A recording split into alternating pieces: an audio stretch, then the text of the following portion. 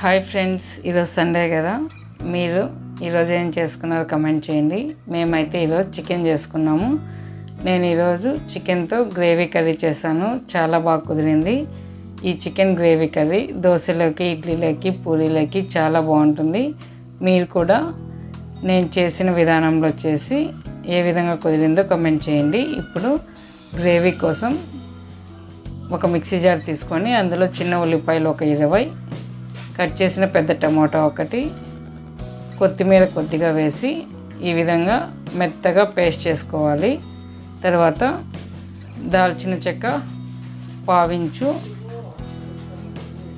లవంగాలు 3, యాలకులు 2, కట్ చేసిన చిన్న ఉల్లిపాయలు, తర్వాత మిరియాల పొడి 1 స్పూన్, పసుపు 1/2 స్పూన్, మిరప్పొడి 1 స్పూన్, ధనియాల పొడి 2.5 స్పూన్, అల్లం వెల్లుల్లి పేస్ట్ 2 స్పూన్లు. ఇది ఇంట్లోనే చేసుకున్నాను. తర్వాత home made chicken masala powder 1.5 spoon తీసుకున్నాను.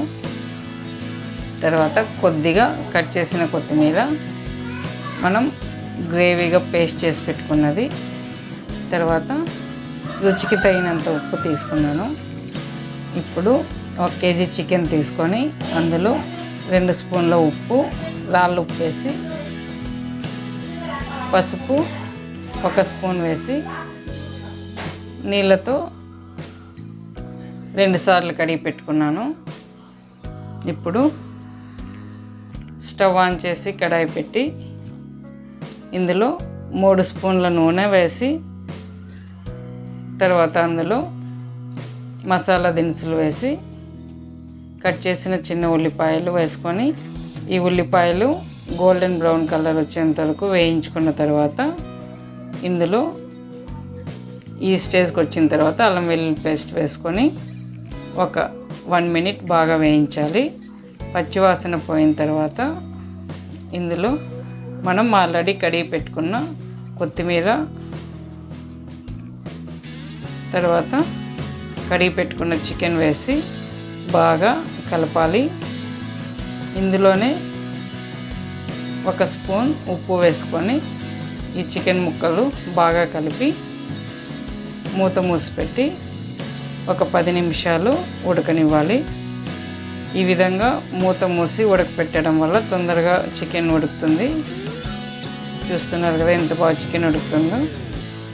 ఇప్పుడు ఇందులోకి పసుపు, తర్వాత మిరప్పొడి, ధనియాల పొడి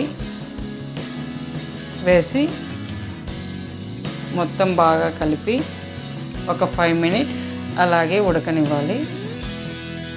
చూస్తున్నారు కదా, ఈ విధంగా 5 మినిట్స్ ఉడికిన తర్వాత ఇందులోకి మనం ఆల్రెడీ గ్రైండ్ చేసి పెట్టుకున్న ఈ పేస్ట్ని వేసి బాగా కలుపుకోవాలి. ఈ విధంగా మొత్తం బాగా కలిపిన తర్వాత ఇందులోకి ఉప్పు రుచికి తగినంత వేసుకొని 1 గ్లాస్ వాటర్ వేసుకొని దీంట్లోకి మిరియాల పొడి కూడా వేసేసి మరొక 10 నిమిషాలు మూత మూసిపెట్టి ఈ చికెన్ని బాగా ఉడకనివ్వాలి. 10 నిమిషాలు చికెన్ ఉడికిన తర్వాత మూత తీసి చూస్తున్నారు కదా ఎంత బాగా ఉడుకుతుందో. ఇప్పుడు ఇందులోకి చికెన్ మసాలా పౌడర్ వేసి ఫ్లేమ్ని సిమ్లో ఉంచి మరొక 5 మినిట్స్ బాగా ఉడకనివ్వాలి. ఈ విధంగా మనం ఈ చికెన్ గ్రేవీ కర్రీని చేసుకుంటే చాలా బాగుంటుంది. దోశ, ఇడ్లీ, పూరీలోకి సూపర్ టేస్టీగా ఉంటుంది. చూస్తున్నారు కదా ఎంత బాగుందో. మా ఇంట్లో అయితే అందరికీ ఈ చికెన్ కర్రీ అంటే ఇష్టం. ఈరోజు ఇడ్లీతో తింటున్నాను. ఓకే ఫ్రెండ్స్, వీడియో నచ్చితే లైక్ చేయండి, సబ్స్క్రైబ్ చేయండి. Bye friends.